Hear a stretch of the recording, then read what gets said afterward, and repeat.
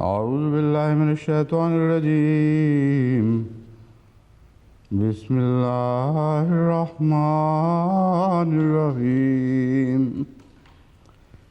يا أيها الذين آمنوا لا تكونوا كالذين كفروا وقالوا لإخوانهم إذا ضربوا في الأرض أو كانوا غزا لو كانوا عندنا ما ماتوا وما قتلوا ليجعل الله ذلك حسرة في قلوبهم والله يحيي ويميت والله بما تعملون بصير. ولئن قتلتم في سبيل الله ومتم لمغفرة من الله ورحمة خير مما يجمعون. ولئن متم وقتلتم لإلى الله تحشرون.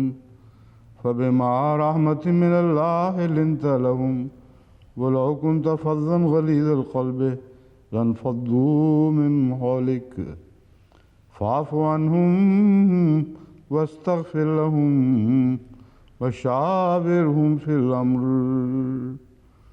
فإذا عزمت فتوكل على الله إن الله يحب المتوكلين. إن ينصركم الله فلا غالب لكم وإن يخذلكم فمن ذا الذي ينصركم من بعده وعلى الله فليتوكل المؤمنون. وعلى الله فليتوكل المؤمنون. وما كان لنبي أن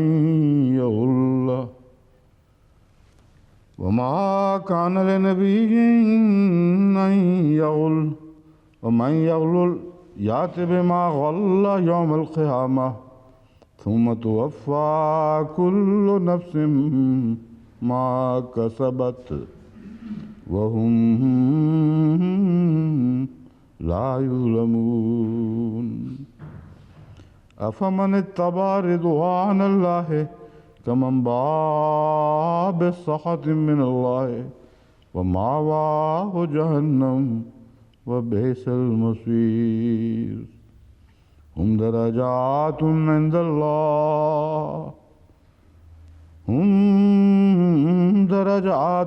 الله والله بصير بما يعملون.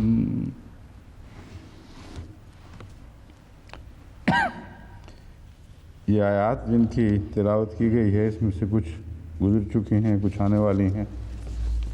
سر دست ہم جس آیت پر گفتگو کر رہے ہیں وہ 160 ہے، جس کا ترجمہ ایک دفعہ پھر میں آپ کے سامنے رکھتا ہوں. اور یہ اللہ تعالیٰ کی عظیم رحمت ہے کہ تو ان پر مہربان ہوا، کہ تو ان کے لیے مہربان اور نرم گوشہ رکھتا ہے. اور اگر تو بد مزاج ہوتا اور شقی القلب ہوتا، سخت دل ہوتا، تو یہ لوگ تجھے چھوڑ کر ادھر ادھر بکھر جاتے.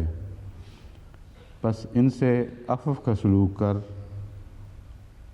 اور ان کے لیے اللہ سے بخشش طلب کرتا رہے، اور اہم معاملات میں الامر یا قومی معاملات میں ان سے مشورہ بھی کر. فَإِذَا عَزَمْتَ فَتَوَكَّلْ عَلَى اللَّهِ، لیکن جب تو فیصلہ کر لے تو اللہ ہی پر توکل کر. ان اللہ یحب المتوکلین، اللہ تعالیٰ توکل کرنے والوں سے محبت رکھتا ہے. اس آیت پر اکثر جو اہم حصے تھے ان پر گفتگو ہو چکی ہے، لیکن کچھ حصہ بھی شیعہ مفسر میر احمد علی صاحب کے الزامات کا باقی ہے، جن سے متعلق میں آج کچھ معروضات پیش کروں گا اور کچھ حوالے نئے آپ کے سامنے رکھوں گا۔ یہ مفسر لکھتے ہیں، Consider the position of those who turned their backs against the enemies at Uhud and ran away, deserting the Holy Prophet in the midst of the overwhelming forces of the enemy, and disappeared for days together. Read authorities like Tabari, Tarikh al-Khamis, Tafsir Kabir, Minhaj al-Nubuwah, Early History of Islam by S. Hussain, which say that the companions like Abu Bakr, Umar, Uthman and Abu Ubaidah were also among those who took flight at Uhud and Hunain.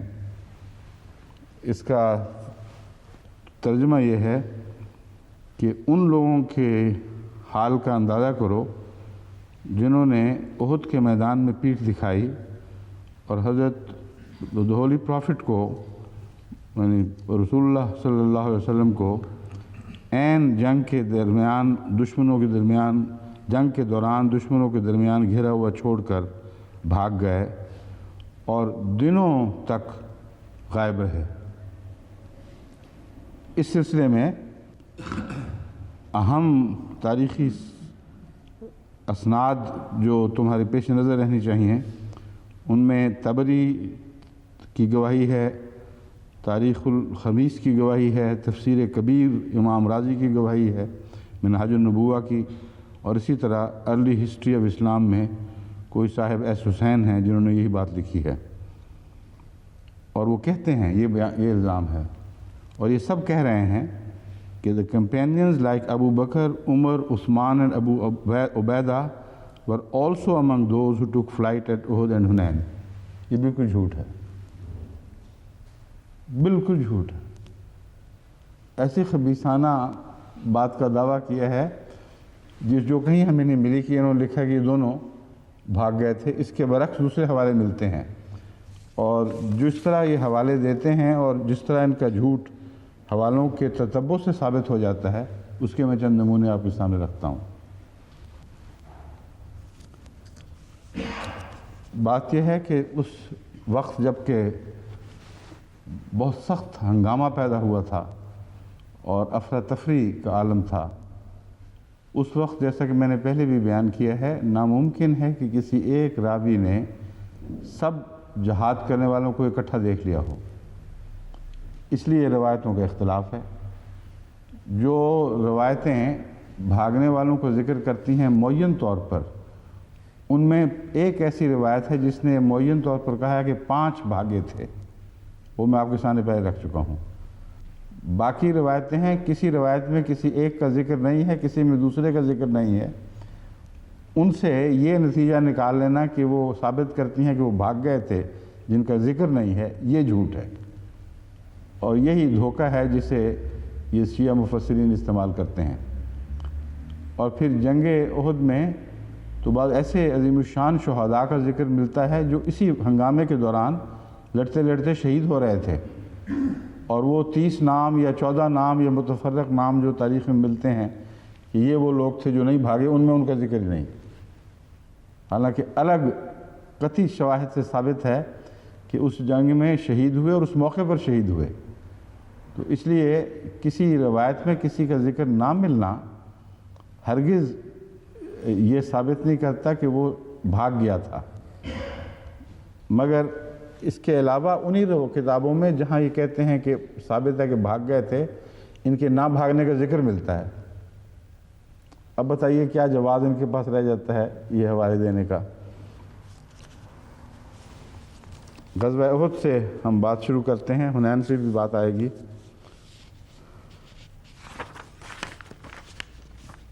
میر احمد علی صاحب نے طبری کا بھی ذکر کیا ہے کہ دیکھ لو طبری پڑھ لو، اس میں لکھا ہوا ہے کہ دونوں جنگوں سے یہ سب بھاگ گئے تھے۔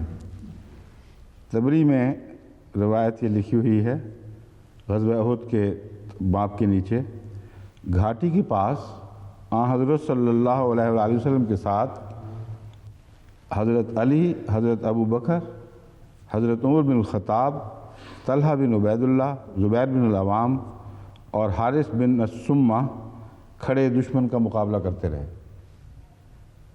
اب اس کا ترجمہ انہوں نے کس طرح وہ کیا مجھے سمجھ نہیں آ سکتی۔ یہ روایت ہے تبری کی۔ اتنا جھوٹ، اور جو بیچارے نادان معصوم اس جھوٹ سے متاثر ہو کر دل میں ان پاک لوگوں کے متعلق بد خیالات پیدا کریں گے، اس میں ان کو بھی تو پورا حصہ ملے گا، میر صاحب کو۔ اور اس کے برعکس، ان کے اس دعویٰ کے برعکس، جو قطعی بخاری کی شہادت ہے اس کو یہ پیش نہیں کرتے۔ حضرت ابو بکر رضی اللہ تعالیٰ عنہ کے متعلق بخاری کی حدیث ہے کہ نہ صرف یہ نعوذ باللہ وہ بھاگے نہیں، بلکہ وہ صحابہ کی جماعت جس سے محمد رسول اللہ صلی اللہ علیہ وآلہ وسلم نے جنگ احد کے مان بعد تیار کیا کہ دشمن کا پیچھا کر کے دیکھے کہ ان کے کیا ارادے ہیں، اس 70 کی جماعت میں حضرت ابو بکر کو آپ نے شامل فرمایا۔ یہ ہیں جو دنوں بھاگے رہے تھے، مڑ کے شکل نہیں دکھائی۔ حدیث ہے جب آن حضرت صلی اللہ علیہ وآلہ وسلم کو احد کے دن جو صدمہ پہنچنا تھا پہنچ چکا، اور مشرکین مکہ میدان جنگ کو چھوڑ کر چلے گئے، تو آن حضرت کو یہ خدشہ ہوا کہ کہیں وہ پھر واپس نہ آ جائیں۔ اس پر حضور نے ارشاد فرمایا کہ کافروں کا تعاقب کون کرے گا؟ اس ارشاد کی تعمیل میں جن 70 صحابہ نے کی، ان میں ابو بکر صدیق اور زبیر بھی تھے۔ اب یہ دیکھ لیں، نہ صرف یہ کہ کامل وفادار رہے، بلکہ وفاداروں میں بھی سر فہرست کہ اس حالت میں، اور محض 70 کی ایک جماعت اتنے بڑے لشکر جرار کا تعاقب کر رہی ہے دیکھنے کے لیے، اگر ان کو پتہ لگ جاتا کہ ہمارے پیچھے کوئی آ رہا ہے تو ان کے بچنے کے تو شاذ کے طور پر یہ امکان تھے۔ مگر یہ بخاری کی یہ روایت اور یہ سب روایتیں نظر انداز کر دیتے ہیں۔ اب آگے دیکھیے، شرح مواہب اللدنیہ میں لکھا ہے، علامہ محمد بن عبد الباقی تحریر کرتے ہیں کہ محمد بن سعد نے کہا کہ رسول اللہ صلی اللہ علیہ وآلہ وسلم کے ساتھ آپ کے 14 اصحاب تھے۔ جیسا کہ میں نے بیان کیا، مختلف روایتیں ہیں، مختلف تعداد بیان کی جا رہی ہے، جن میں 7 مہاجرین میں سے تھے، جن کے نام یہ ہیں: ابو بکر، عمر، عبد الرحمن بن عوف، سعد، طلحہ، زبیر اور ابو عبیدہ۔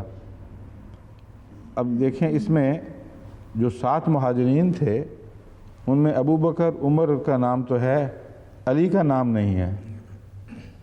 تو کیا یہ ثابت ہوا، کوئی کہہ سکتا ہے میر صاحب نے یہ کیوں نہیں کہا کہ شرح المواہب اللدنیہ سے قطعی طور پر ثابت ہے کہ حضرت علی بھی پیٹھ دکھا کر بھاگ گئے تھے، کیونکہ یہاں ان کا نام نہیں ہے اس روایت میں۔ کسی روایت میں ہے، کسی میں نہیں۔ وہ آپ جہاد میں اس وقت مصروف ہوں گے، دیکھنے والے نے نہیں دیکھا، تو امیر صاحب کی طرح اپنی طرف سے کیسے بات بنا لیتا؟ وہ پاک باز لوگ تھے، جو دیکھا وہی بیان کیا، جو نہیں دیکھا کہانی نہیں گھڑی۔ آگے صحیح بخاری کی دوسری روایت سن لیجئے۔ حضرت انس بن نصر شہید احد کے آخری کلمات۔ اب یہ حضرت انس بن نصر کا ذکر ان میں نہیں ہے جو پیچھے رہ گئے ہیں، اور ان کے متعلق بخاری گواہی دیتی ہے کہ جب احد کا دن ہوا اور مسلمان بھاگے تو انس بن نصر کہنے لگے، یا اللہ، میں تیری درگاہ میں اس کا عذر کرتا ہوں جو ان مسلمانوں نے کیا، اور جو مشرکوں نے کیا اس سے بھی میں بیزار ہوں۔ اس قطعی طور پر ثابت ہے کہ واقعہ اس فرار کے والے واقعہ کے مان بعد کا ہے۔ ان صحابہ کی طرف سے خدا کے حضور عذر پیش کر رہے ہیں۔ یہ کہہ کر تلوار لے کر آگے بڑھے۔ رستہ میں انہیں سعد بن معاذ ملے۔ انس نے کہا، کیوں سعد، کہاں جاتے ہو؟ انی اجد ریح الجنت دون احد، مجھے تو اس احد پہاڑ کے پرے جنت کی خوشبو آ رہی ہے۔ یہ کہہ کر انس میدان میں گئے اور شہید ہو گئے۔ ان پر اتنے زخم تھے کہ ان کی لاش پہچانی نہ جاتی تھی۔ ان کی بہن نے ایک تل یا انگلی کی پور دیکھ کر ان کو پہچانا۔ اس 80 سے کچھ زائد زخم بھالے، تلواروں اور تیروں کے ان کے زخم پر لگے تھے۔ اب ان کا ذکر ان 14 میں نہیں ہے۔ کیا کہیں گے میر صاحب کی؟ قطعی طور پر ثابت ہو گیا کہ میدان جنگ چھوڑ کر بھاگ گئے تھے۔ مصعب بن عمیر کا ذکر ان میں نہیں ملتا، اور ان کے متعلق یہ روایت ہے جب اچانک جنگ کی حالت بدلی، یہ بھی وہی وقت کا ہے جس وقت میں وہ کہتے ہیں سب چھوڑ کے بھاگ گئے تھے، تو یہ بھی کفار کے نرغے میں پھنس گئے۔ اس وقت مشرکین کے شاہ سوار ابن قمیہ نے بڑھ کر تلوار کا وار کیا، جس سے ان کا دانا ہاتھ شہید ہو گیا، لیکن فوراً بائیں ہاتھ سے علم کو پکڑ لیا۔ یہ وہ تھے جن کو حضرت محمد رسول اللہ صلی اللہ علیہ وآلہ وسلم نے علم اسلامی کہنا چاہیے یا اسلام کا جھنڈا خود سپرد فرمایا تھا، لیکن فوراً بائیں ہاتھ سے علم کو پکڑ لیا۔ اس وقت ان کی زبان پر یہ آیت جاری تھی، وَمَا مُحَمَّدٌ إِلَّا رَسُولٌ قَدْ خَلَتْ مِن قَبْلِهِ الرُّسُلُ۔ اگر یہ معلوم ہوتا ہے وہ وقت ہے جب کہ حضرت رسول اللہ کی شہادت کی خبر اڑائی جا چکی تھی، اور اس وقت یہ آیت ان کو یاد آئی، وَمَا مُحَمَّدٌ إِلَّا رَسُولٌ قَدْ خَلَتْ مِن قَبْلِهِ الرُّسُلُ۔ ابن قمیہ نے دوسرا وار کیا تو بایاں ہاتھ بھی قلم ہو گیا۔ آپ نے دونوں بازوؤں کا حلقہ بنا کر علم کو سینے سے چمٹا لیا۔ اس نے تلوار پھینک دی اور زور سے نیزہ مارا، اس کی انی ٹوٹ کر سینے میں رہ گئی، اور اسلام کا فدائی اس وار سے اپنے مولا کے حضور حاضر ہو گیا۔ الطبقات الکبریٰ لابن سعد، اب ان کا ذکر اس میں نہیں ہے، تو یہ جہالت کی حد ہے۔ تمام صحابہ جن کا نام بنام ذکر کسی ایک روایت میں نہ ہو، ان کے متعلق یہ لکھنا کہ دیکھ لو وہاں ثابت ہو گیا قطعاً کہ وہ میدان چھوڑ کر بھاگ گئے تھے، بے وقوفی کی بھی حد ہے اور ظلم اور تعصب کی حد ہے۔ یہ محض شرارتاً ان کے بھاگنے کا مضمون ثابت کرنے کی خاطر ان باتوں کو نظر انداز کرتے ہیں۔ سعد بن ربیع کا کوئی ذکر اس میں نہیں ہے۔ سعد بن ربیع کے متعلق خود آن حضرت صلی اللہ علیہ وآلہ وسلم نے فرمایا کہ ان کی خبر لاؤ، وہ کہاں ہیں، وہ کہاں ملے تھے؟ بھی سب کہیں گے صاف پتہ چلا بھاگ گئے تھے، اب سنیے ملتے کہاں ہیں۔ ایک شخص نے کہا کہ حضور میں حاضر ہوں، پھر وہ مقتولین میں چکر لگانے لگے۔ حضرت سعد نے کہا کیا بات ہے انہوں نے کہا حضور نے مجھے آپ کی خبر لانے کے لیے بھیجا۔ مقتولین میں کی بجائے زخمیوں میں وہ ملے، یعنی مقتولین کی ڈھیر میں کہیں ملے ہیں، تو انہوں نے دیکھا ان کو گھومتے ہوئے تو پوچھا کیا بات ہے، تو انہوں نے کہا مجھے حضور اکرم صلی اللہ علیہ وسلم نے آپ کی خبر لانے کے لیے بھیجا ہے۔ سعد نے کہا حضور کے پاس جاؤ اور حضور کی خدمت میں صلی اللہ علیہ وآلہ وسلم میرا سلام عرض کرو اور بتاؤ کہ مجھے 12 نیزے کے زخم آئے ہیں اور میرا خیال ہے کہ میری اجل آ گئی ہے، اور اپنی قوم کو بتانا کہ اگر آن حضور صلی اللہ علیہ وآلہ وسلم شہید ہو گئے اور تم میں سے ایک بھی زندہ رہا تو خدا کے حضور تمہارا کوئی عذر قبول نہیں کیا جائے گا۔ اور اپنی قوم سے یہ بھی کہنا، خدا کا واسطہ دے کر تمہیں کہتا ہوں کہ تم نے رسول اللہ سے عقبہ کی رات جو عہد باندھا تھا کہ ہم آپ کی حفاظت کریں گے، خدا کی قسم اگر حضور کو کچھ ہو گیا تو تمہارا کوئی عذر قبول نہیں ہوگا جبکہ تم میں سے کوئی ایک بھی زندہ رہا۔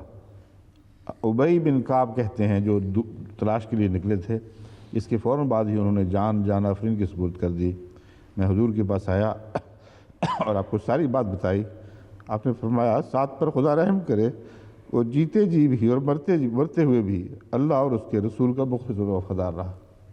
یہ ہیں بھاگنے والے جن کے متعلق کہتے ہیں کہ تمام صحابہ بکریوں کی طرح چھلانگیں مارتے ہوئے چٹان پہ سے چٹان پہ ہوتے ہوئے رسول اللہ صلی اللہ علیہ وسلم کو چھوڑ کر چلے گئے تھے۔ ان مخلصین کی طرف کوئی نظر نہیں ہے۔ صاف پتہ چل رہا ہے یہ وہ لوگ ہیں جن کا روایتوں میں ذکر ہی نہیں ہے۔ میں نے موازنہ کر کے دیکھا ہے، ان روایتوں میں جو یہ پیش کی جا رہی ہیں ان میں ان کا نام نہیں ہے کہ یہ بھی ان میں موجود تھے جو پیچھے رہے۔ بس جنگ کے ہنگامے میں کیسے ممکن ہے کہ کوئی راوی ہر طرف نظر ڈال کر یہ دیکھ لے آرام سے کھڑا کہ کون کہاں ہے اور کون کہاں ہے؟ اس نے جن کو لڑتے ہوئے دیکھا یا قریب دیکھا ان کا ذکر کر دیا، جو نظر نہیں آئے ان کا ذکر بعد میں تاریخ نے اس دوسری روایتوں سے محفوظ کر دیا ہے۔ امام راضی کا ذکر بھی ملتا ہے کہ امام راضی نے یہ روایت کی ہے کہ یہ سارے بھاگ گئے تھے۔ حضرت امام راضی کی روایت بھی یہ ہے کہ جو 7 آدمی جن کے مہاجرین میں سے تھے، جن کے متعلق ایک روایت ہے، اس روایت میں جو نام امام راضی کو پہنچے، بھاگنے والے نہیں، رہنے والے جو پیچھے موجود تھے 14 آدمی، جیسے روایت پہلے گزر چکی ہے، اس میں سے 7 مہاجرین بھی تھے۔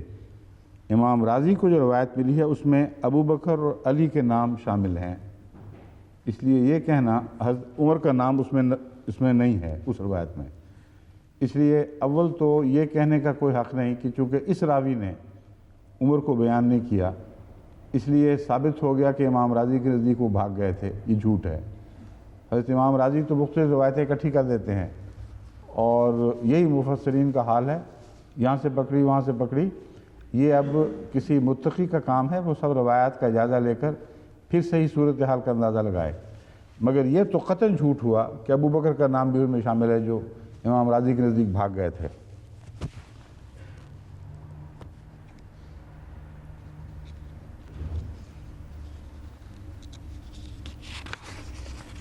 اب سنیے، قطعی طور پر اس کے برعکس بھی شہادت موجود ہے۔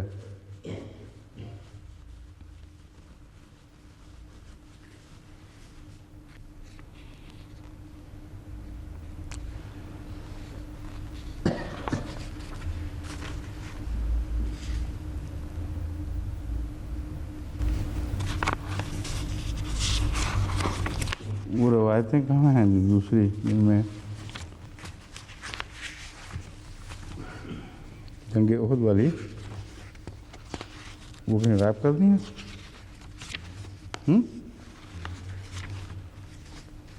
وہ جن میں وہ تھا کہ حضرت ابو بکر بھی تھے، عمر بھی تھے، علی بھی تھے، ایک سے زیادہ روایتیں۔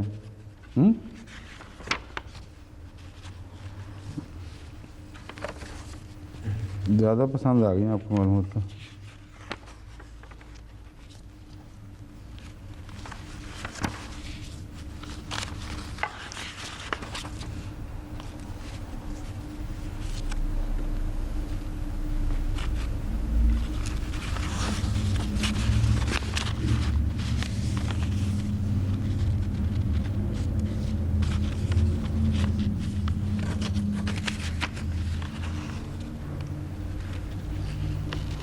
بعضوں نے 70 صحابہ کی روایت پیش کی ہے، بخاری میں ہی یہ روایت ہے جس میں پتہ چلتا ہے کہ وہ پیچھے رہنے والے 70 تھے، کہیں 30 آیا ہے، کہیں 14 آیا ہے۔ اور یہ دیکھیں، یہ روایت قطعی شاید میں پہلے پڑھ چکا ہوں، علامہ ابو جعفر محمد بن جریر طبری کی روایت میں پہلے پڑھ چکا ہوں کہ گھاٹی میں یہ سب موجود تھے۔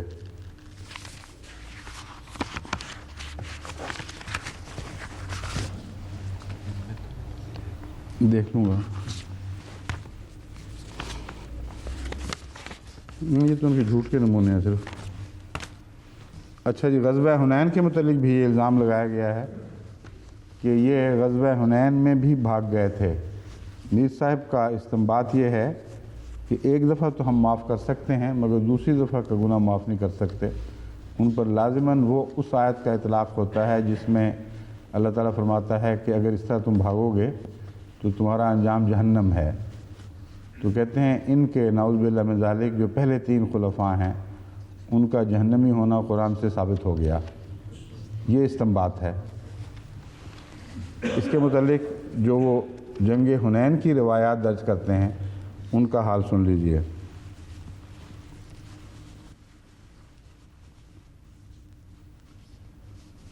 ابو سفیان جو ساتھ رہے اور نہیں بھاگے ان کا ذکر میں بتاتا ہوں قطعی طور پر۔ ایک ابو سفیان تھے، ایک روایت میں ہے کہ حضرت عباس نے آپ کے خچر کی لگام پکڑی ہوئی تھی اور ابو سفیان نے آپ کے وہ قدم تھامے ہوئے تھے، اس وقت ساتھ ساتھ چل رہے تھے۔ فتح الباری میں یہ روایت ہے۔ پھر جن 4 صحابہ کا ذکر ہے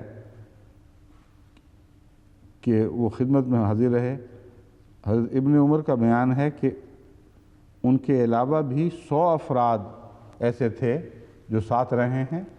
ویسی صورت نہیں تھی جیسے جنگ احد میں ہوئی تھی، بلکہ 100 کی جماعت ایسی تھی جو آپ کے ارد گرد تھی۔ ترمذی ابواب الجہاد کا یہ حوالہ ہے۔ پھر حضرت عبداللہ بن ابن مسعود کا چشمدید واقعہ بیان ہوا ہے، جس سے پتہ چلتا ہے کہ تقریباً 80 صحابہ اس وقت موجود تھے۔ فتح الباری جلد 8 صفحہ 1۔ بہقی نے حارثہ بن نعمان سے روایت کی ہے کہ 100 آدمی تھے۔ زرقانی جلد صفحہ 3 صفحہ 22۔ ابو نعیم نے دلائل میں لکھا ہے کہ ان 100 میں سے 30 سے کچھ زائد انصار تھے۔ فتح الباری جلد 8 صفحہ 23۔ بعض کے نزدیک یہ تعداد 300 تھی۔ سیرت النبی جلد اول صفحہ 317 تا 322۔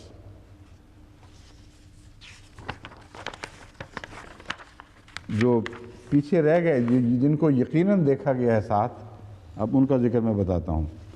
مہاجرین میں سے جو لوگ رسول اللہ صلی اللہ علیہ وسلم کے ساتھ ثابت قدم رہے، ان میں سے ابو بکر اور عمر ہیں اور آپ کے اہل بیت ہیں۔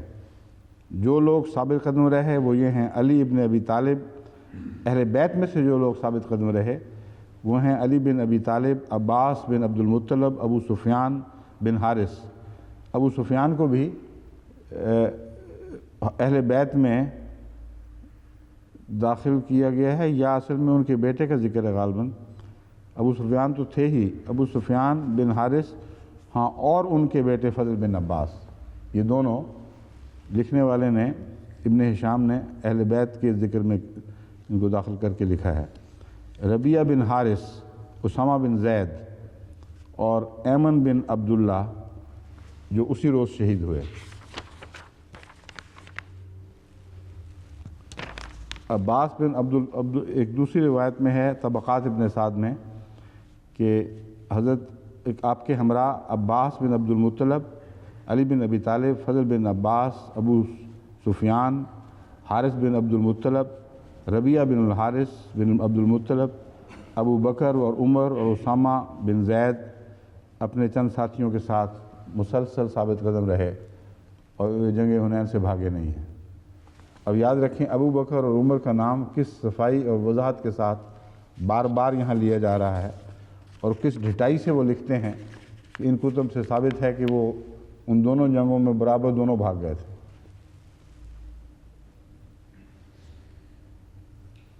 پھر یہ تبری کی طرف روایت منسوب کرتے ہیں جنگ حنین کے متعلق بھی۔ لکھا ہے کہ تبری پڑھ کے دیکھ لو، جنگ احد میں بھی یہ کہتی ہے بھاگ گئے دونوں یہ سب، اور جنگ حنین میں بھی بھاگ گئے۔ تبری کا جنگ احد کا حوالہ میں پڑھ چکا ہوں، اس میں بھاگنے کی بجائے ان کے ثابت قدم ہونے کی گواہی موجود ہے، اور حنین کے متعلق تبری یہ گواہی دیتا ہے: قد بقي مع رسول الله صلى الله عليه وسلم نفر من المهاجرين والانصار واهل بيته وممن ثبت معه من المهاجرين ابو بکر وعمر ومن اہل بیته علی بن ابی طالب وغیرہ وغیرہ۔ کہتا ہے کہ تبری جلد سوم صفحہ 128 کہ وہ لوگ جو حضرت محمد رسول اللہ صلی اللہ علیہ وآلہ وسلم کے ساتھ ثابت قدم رہے اور باقی رہے، نفر من المہاجرین والانصار، وہ مہاجرین کی بھی ایک جماعت تھی اور انصار کی بھی ایک جماعت تھی، اور اہل بیت بھی اس میں شامل تھے۔ ان میں سر فہرست جو نام لکھتا ہے تبری، ابو بکر اور عمر۔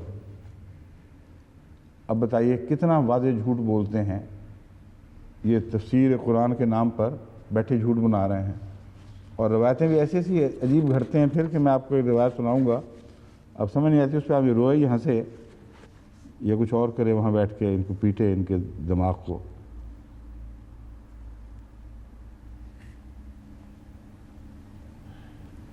اب دیکھیے تاریخ الاسلام کا حوالہ ہے، حافظ شمس الدین ذہبی کی کتاب ہے، اس میں وہ جنگ حنین کے ذکر میں لکھتے ہیں کہ جو لوگ مہاجرین میں سے حضرت صلی اللہ علیہ وآلہ وسلم کے ساتھ آخر تک ثابت قدم رہے ہیں، ان میں ابو بکر اور عمر بھی تھے۔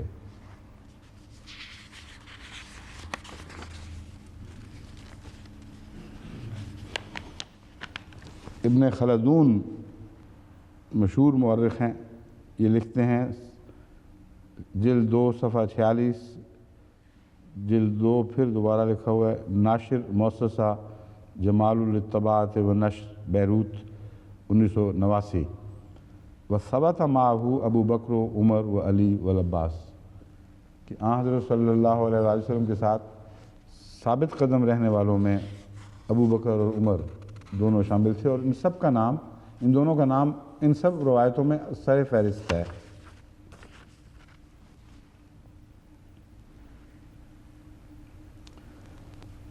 ون حاضر رسول اللہ صلی اللہ علیہ وسلم ذات الیمین ومعہ نفر قلیل منہ ابو بکر و عمر و علی و العباس، اس کی یہ روایت ہے السیرۃ الحلبیہ سے۔ اس میں صاف طور پر اسی طرح حضرت ابو بکر اور عمر کا نام ان مخلصین میں سر فہرست درج ہے جو حضرت صلی اللہ علیہ وسلم کے ساتھ جنگ حنین میں وفا کرتے رہے، وفا دکھاتے رہے، آخر وقت تک ثابت قدم رہے۔ اس کے برعکس شیعوں نے بعض روایتیں گھڑی ہوئی ہیں، وہ میں آپ کو بھی سناتا ہوں۔ پہلے تو میں آپ کو نمونے بتاتا ہوں کہ یہ لوگ کس طرح روایتوں کا حلیہ بگاڑتے ہیں، اور اگر یہی ان کا تقیہ ہے تو یہ ایک بڑا ایک ملعون طریق ہے، اس کو کسی دنیا کے سچے مذہب میں قبول نہیں کیا جا سکتا، بلکہ ناممکن ہے کہ کسی سچائی کے ساتھ بھی تقیہ کا یہ تصور اکٹھا قائم رہ سکے۔ مذہب تو مذہب، عام دنیا کے سچائی کے معیار کے مطابق بھی یہ تقیہ نہیں، جھوٹ ہے جو یہ اختیار کرتے ہیں۔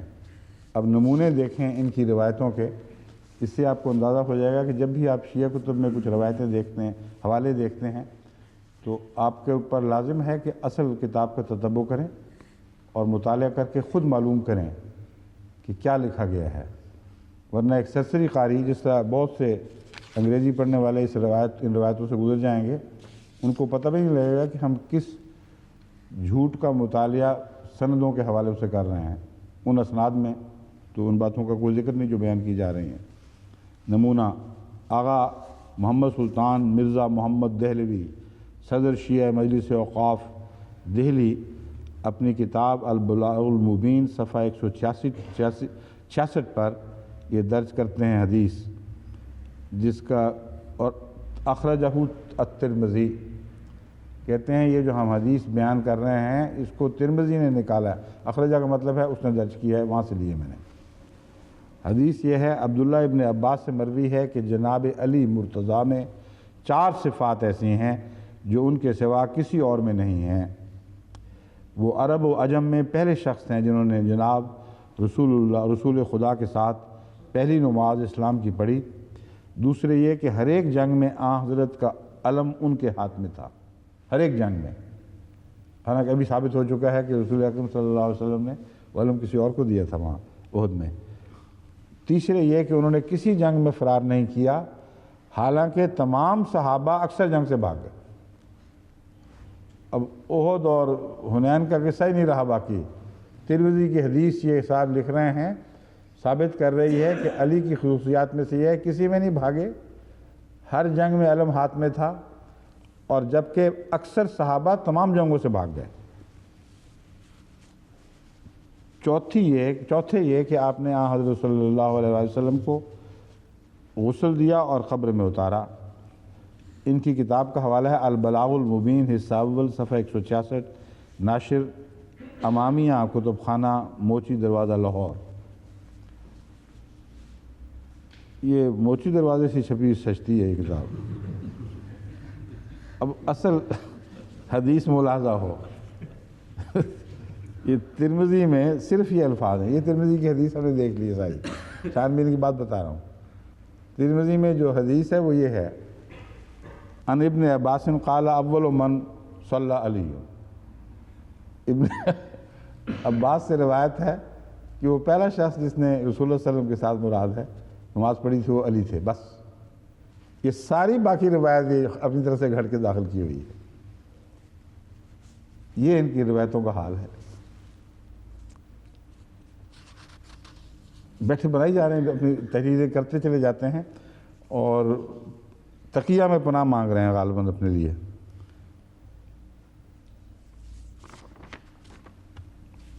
پھر دوسرا نمونہ ان کے دجل اور فریب کا دیکھ لیجئے۔ ایک صاحب ہیں علامہ کہلاتے ہیں، علامہ سید غلام علی شاہ صاحب۔ ان کے ساتھ مناظرہ ہوا تھا جلال پور جٹاں ضلع گجرات میں 1923 میں۔ حضرت عمر کے مظومہ فرار غزوہ احد کے ثبوت میں انہوں نے الاعلان در منصور للسیوطی جلد 2 صفحہ 28 اور 80 کا ذکر کیا کہ دیکھ لو وہاں تو صاف لکھا ہوا ہے، عمر مان رہا ہے کہ میں بھاگ گیا تھا، اور تم لوگ ابھی ضد کر رہے ہو کہ نہیں بھاگے۔ وہ کہتے ہیں میں بھاگ گیا، تم کہتے ہو نہیں بھاگے۔ اب جو اصل عبارت ہے وہاں وہ یہ ہے، روایت کرنے والا کہتا ہے، اصل الفاظ میں بتاتا ہوں، تفرقنا الرسول اللہ صلی اللہ علیہ وسلم یوم احد۔ حضرت عمر نے کہا کہ ایک موقع آیا کہ ہم رسول اکرم صلی اللہ علیہ وآلہ وسلم سے بچھڑ گئے، یعنی حلہ اتنا تیز تھا کہ اس میں صحابہ بکھر گئے ہیں ادھر ادھر۔ اب یہاں فرار کا کہاں ذکر ہے کہ میں بھاگ گیا چھوڑ کر؟ یہ اپنی طرف سے بات بنا لی، اور اس طرح ان کی روایتیں چلتی ہیں، کوئی بنیاد ہوتی ہی نہیں وہاں، اور اپنی طرف سے قصے گھڑ گھڑ کے روایتیں منسوب کرتے اور پھر پوری روایت لکھتے نہیں ہیں، صرف اشارہ کر دیتے ہیں، یا لکھتے وہ ہیں جیسا کہ میں نے بیان کیا ہے، سب فرضی کہانی، کوئی اس کا وجود نہیں ہے۔ تفرقنا کا معنی فرار، اب دنیا کی ڈکشنریاں اٹھا کے دیکھ لیں کہیں نہیں ملے گا آپ کو۔ کسی شیعہ نے بھی کوئی ڈکشنری لکھی ہے کہ نہیں؟ دیکھنے والی ہوگی۔ تیسرا نمونہ شیعہ لیڈر ابو عرفان سید عاشق حسین صاحب نقوی اپنی کتاب اصحاب رسول کی کہانی میں لکھتے ہیں، ابو بکر جنگ احد کو یاد کر کے رو پڑتے تھے، کہتے تھے کہ غزوہ احد سے جب میں بھاگا تھا تو سب سے پہلے لوٹ کر بھی میں ہی آیا تھا۔ کیسی کیسی کہانیاں گھڑتے ہیں یہ مجلسی لوگ، جنگ رویا کرتے تھے۔ اب مسلمانوں جو سنی ہیں ان کے دل نرم کرنے کے لیے کہ وہ بھی مجلس میں نہ آئے بیٹھے ہوں، کس طرح ادب سے ذکر کرتے ہیں۔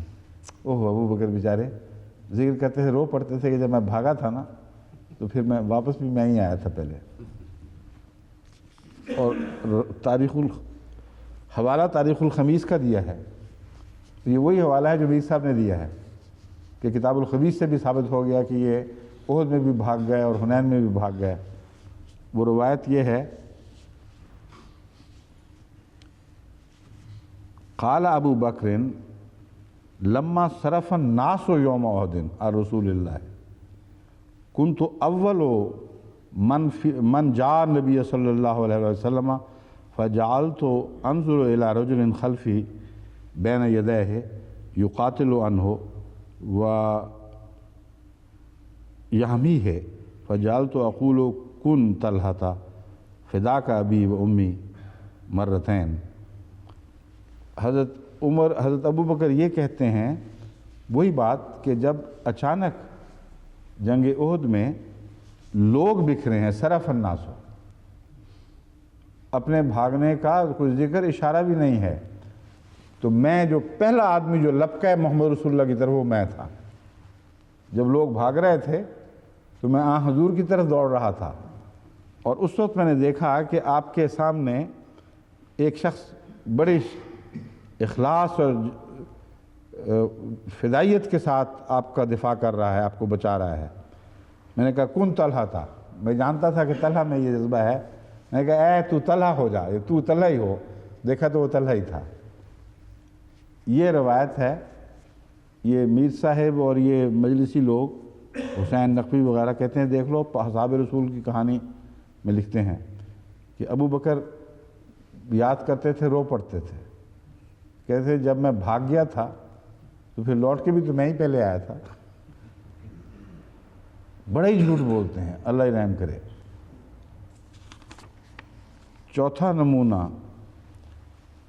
جلال پور جٹا کے مناظرے میں ہی سید غلام علی شاہ صاحب کہتے ہیں عمر نے تو اپنے بھاگنے کا اقرار کر لیا، کہتے ہیں ایک راوی کا بیان کرتے ہیں فلحقت عمر فقلت ما بال الناس قال امر اللہ عز وجل ثم رہبوا وجلسا. یہ ہے اصل روایت جس کے متعلق وہ کہتے ہیں کہ حضرت عمر نے اپنے فرار ہونے کا اقرار کر لیا. حضرت عمر رضی اللہ تعالیٰ عنہ کے متعلق جو روایت ہے وہ صرف اتنی ہے کہ کسی نے، کون ہے یہ راوی، اس کا میں دیکھ کے بتاتا ہوں آپ کو. بال جو بھی راوی ہے نہیں وہ اس کے الفاظ صرف اتنے ہیں کہ میں ایک دفعہ عمر سے ملا اور میں نے اس سے پوچھا کہ لوگوں کا کیا حال ہے، کیا ہو رہا ہے، یہ کیا ہوا. قال امر اللہ عز وجل ثم رہبوا وجلسا. نبی صلی اللہ علیہ وسلم یہ رہبو کی طرف کس کی طرف ضمیر ہے اور جلسا رسول اللہ صلی اللہ علیہ وسلم کی طرف ہی ہوگی. اور جلس نبی صلی اللہ علیہ وسلم، یعنی میں حضرت عمر سے ملا، ان سے پوچھا لوگوں کو کیا ہو گیا ہے. انہوں نے فرمایا اللہ کا حکم ہے، اللہ کی تقدیر تھی، ایسے ہی ہو گیا. اس کے بعد لوگ لوٹ آئے، پھر وہ واپس بھی آئے ہیں. پھر جنگ بدر کے بعد جنگ کے بعد حضرت صلی اللہ علیہ وسلم تشریف فرما ہوئے. یہ روایت ہے حضرت عمر کے متعلق. بس اب چونکہ روایت کوئی نہیں ملتی تھی، انہوں نے ایک عجیب و غریب روایت خود گھڑ لی ہے جس کی نہ کوئی بنیاد بتاتے ہیں نہ موجود ہے. حضرت عمر کے بھاگنے کا قصہ ثابت کرنے کے لیے جو ایک نصیبہ کی روایت انہوں نے بنائی ہے، عجیب دلچسپ روایت ہے، سننے کے لائق ہے. کہتے ہیں کعب کی بیٹی نصیبہ وہاں ایک طرف کھڑی تھی اور جنگ حنین سے صحابہ بگٹٹ دوڑے چلے جا رہے تھے، بھاگتے ہوئے، ان کو ہوش نہیں تھی، اور وہ رستے میں کھڑی ان پہ مٹی پھینکتی جاتی تھی منہ پہ کہ خاک پڑے تم پر، تم کیا کر رہے ہو، خاک پڑے تم پر. اور وہاں ہی جب حضرت عمر کا گزر وہاں سے ہوا بھاگتے ہوئے تو نصیبہ نے آپ کے منہ پہ بھی مٹی ڈالی اور کہا کیا ہو گیا ہے. تو اللہ کی تقدیر ہے، میں کچھ نہیں کر سکتا. کوئی بنیاد نہیں، سر سے پاؤں تک جھوٹا، حوالہ بھی نہیں دیا. اس لیے اگر دیا ہے تو اپنی کسی تفسیر صافی وغیرہ کا دیا ہے جس کی آگے کوئی اصل نہیں ہے، کوئی آگے روایت نہیں، کہاں سے پکڑی گئی، کسی مصنف نے لکھتے لکھتے ایک بات لکھ دی ہے. یہ ہے ان کا مبلغ علم اور یہ ہے ان کی سچائی کا معیار. ٹھیک ہے. ہاں اب دیکھیں آخری بات اس ضمن میں قطعی طور پر جو قابل ذکر ہے، جس کو نہ شیعہ بیان کرتے ہیں نہ یہ مستشرقین بیان کرتے ہیں، میں پہلے بھی بیان کر چکا ہوں، لیکن دراصل تان اس پر ٹوٹتی ہے. حضرت صلی اللہ علیہ وآلہ وسلم کے صحابہ کے متعلق یہ الزام کہ وہ جان بچانے کے لیے عمداً بزدلی سے بھاگے تھے، اور پھر یہ مستشرقین کے دعوے کہ یہ جنگ جو تھی یہ آخری طور پر دشمنوں کی فتح پہ منتج ہوئی ہے اور وہ فتح مند لوٹے ہیں. ان دونوں باتوں کو جھٹلانے کے لیے ہمراہ الاسد کا واقعہ ہمیشہ کے لیے تاریخ میں ان الزام لگانے والوں کو جھوٹا ثابت کرتا رہے گا. حضرت صلی اللہ علیہ وآلہ وسلم جنگ احد کے دوسرے روز ہی صبح ہی دوبارہ دشمن کے تعاقب میں چل پڑتے ہیں، اور تمام ان صحابہ کو جو شرکت کر گئے تھے، وہ بھاگے یا نہ بھاگے، ان سب کو ارشاد ہے کہ میرے ساتھ چلو. اور اس وقت کوئی احد کا پہاڑ ان کے پیچھے نہیں تھا ان کی حفاظت کے لیے. مدینے سے 8 میل دور جہاں دشمن نے پڑاؤ کیا ہوا تھا اور یہ ارادے باندھ رہا تھا کہ اب واپس جا کر مدینے پر حملہ کریں اور اپنی فتح سے وہ فوائد حاصل کریں جو ہم حاصل نہ کر سکیں. ایسے دشمن کے تعاقب کرتے ہوئے یہ زخمی اور تھکاوٹ سے چور صحابہ کی جماعت تھی جس کو لے کر حضرت صلی اللہ علیہ وسلم نکل کھڑے ہوتے ہیں، اور ان سب کو ساتھ رہنے کا حکم ہے. اور یہ حکم ہے کوئی اور شخص نہیں جائے گا جس نے اس پہلی جنگ میں حصہ نہیں لیا تھا. مستشرقین کہتے ہیں کہ لوگ بغاوت پر تیار بیٹھے تھے، اس لیے اللہ نے حکم دے دیا کہ نرمی کر ورنہ بڑی سخت بغاوت ہو جائے گی، اسلام کا کچھ باقی نہیں رہے گا۔ اور یہ نعوذ باللہ من ذالک یہ باغی تھے، ان کے ساتھ چلنے کا عالم جیسا کہ میں نے بیان کیا ہے۔ ایک شخص کہتا ہے کہ میں اور میرے بھائی دونوں اتنے زخمی تھے اور ہمارے پاس سواری کوئی نہیں تھی کہ ہم نے سوچا کہ ہم کیسے چلیں، تو میں چونکہ نسبتاً کم زخمی تھا، میں نے فیصلہ کیا کہ کبھی کبھی میں اس کو پیٹھ پہ اٹھا لیا کروں گا، یہ سواری بنے اور وہ زخمی بھائی پیٹھ پر تھے۔ یہ ہیں وہ بزدل صحابہ نعوذ باللہ من ذالک جو بکریوں کی طرح چٹانوں پر ہوتے ہوئے چھلانگیں مارتے جا رہے تھے۔ حضرت صلی اللہ علیہ وآلہ وسلم نے معاف فرمایا ہے، یا اللہ نے معاف فرمایا ہے، اس لیے کہ وہ جانتا تھا کہ یہ لوگ عمداً جرم کے طور پر نہیں بھاگے، مجرم بنتے ہوئے نہیں بھاگے، رسول اللہ صلی اللہ علیہ وسلم سے بے وفائی کرتے ہوئے نہیں بھاگے۔ بعض دفعہ جنگ کے ریلوں میں ہو جاتا ہے اور انسان کا بس نہیں رہتا۔ اس سے بڑا ثبوت ان کے اخلاص کی تائید میں اور تاریخ عالم میں کہیں آپ کو دکھائی نہیں دے گا کہ کبھی کسی قوم کے اخلاص کے حق میں ایسا ثبوت پیش کیا گیا ہو۔ یہ گئے ہیں اور وہاں جا کر 3 دن تک پڑاؤ کر کے بیٹھے رہے ہیں انہی زخموں کی حالت میں، اور ایک بھی ایسا نہیں جس نے نافرمانی کی ہو یہ پیچھے ہٹاؤ۔ اور دشمن سامنے پڑاؤ کیے ہوئے بیٹھا تھا قریب ہی، وہ ایک دوسرے کی رات کو جلتی ہوئی آگیں دیکھتے تھے، اور دشمن کو یہ موقع نہیں ملا، یہ جرأت نصیب نہیں ہوئی کہ باہر آئے ہوئے قریب پہنچے ہوئے ان کمزوروں کو اوپر دوبارہ حملہ بول کر ان سب کو بلیہ میٹ کر دیتا۔ یہ وہ روب والا واقعہ ہے جس کی طرف میں نے پہلے اشارہ کیا تھا کہ میں اپنے اس مضمون کے آخر پر بیان کروں گا۔ قرآن کریم نے وہاں جو روب کی وجوہات بیان فرمائی ہیں، یہ بات خاص میں نے کہا تھا تعجب کے لائق ہے یا قابل غور ہے کہ یہاں مومنوں کی شان بیان نہیں کی روب کے لیے، بلکہ شرک کی اندرونی کمزوریاں بیان فرمائی ہیں کہ ہم تم سے وعدہ کرتے ہیں تم ایک اور بھی نمونہ روب کا دکھائیں گے، اور نمونہ یہ ہوگا کہ تمہاری طاقت سے مروب نہیں ہوگا دشمن، لیکن شرک کے اندر اندرونی ان کی تعمیر میں جو خرابی مضمر ہے، وہ خرابی ان کے اوپر خوف طاری کر دے گی اور وہ ڈر جائیں گے، اور ثابت ہوگا کہ توحید کے بغیر کوئی قوم دنیا میں سچی بہادر نہیں ہوا کرتی۔ بس وہ جو روب کا وعدہ تھا وہ اب پورا ہو رہا ہے، حمراء الاسد کے حوالے کے بغیر وہ باتیں نہیں بنتی۔ تبھی مستشرقین کہتے ہیں کہیں آگے ہو گئی ہوگی، پیچھے ہو گئی ہوگی، سمجھ نہیں آتی وہ کون سا روب تھا۔ وہاں تو ان کو روب پڑتا دکھائی نہیں دے رہا، اور وہ وعدہ ہے مستقبل کا، ماضی کی بات ہی نہیں ہے۔ اس کے وعدے کے بعد یہ فرما رہا ہے کہ اس سے پہلے یہ سب کچھ گزر چکا ہے۔ تو جب فرما چکا ہے، اللہ تعالیٰ خود فرماتا ہے کہ اس سے پہلے جنگ احد میں جو واردات گزری سب گزر چکی تھیں، تو ظاہر ہے کہ اس کے اوپر اس روب کے وعدے کا اطلاق ہو ہی نہیں سکتا۔ وہ یہ موقع ہے۔ 3 دن رات وہاں پڑاؤ کر کے بیٹھے رہے ہیں، دشمن کی فوج پوری طرح تازہ دم تھی، کیونکہ کل 9 تو ان میں سے مارے گئے تھے، اور ان کے پاس بڑے بڑے سوار موجود تھے۔ خالد بن ولید جیسے کوہنہ مشق، اس وقت تو کوہنہ مشق نہیں ہوئے ہوں گے مگر ابھرتے ہوئے ایک فوجی جرنیل تھے، وہ بھی ان میں موجود تھے، اور ان کو ضرورت نہیں ہوئی۔ تاریخ دانوں نے بہت سی روایتوں کی طرف توجہ دی ہے یہ بتانے کے لیے کہ کیوں روب پڑا۔ ایک ایسے قبیلے کا بھی ذکر کرتے ہیں جن کے سردار وہاں سے گزرے، جبکہ حضرت صلی اللہ علیہ وسلم حمراء الاسد میں پڑاؤ ڈالے ہوئے تھے۔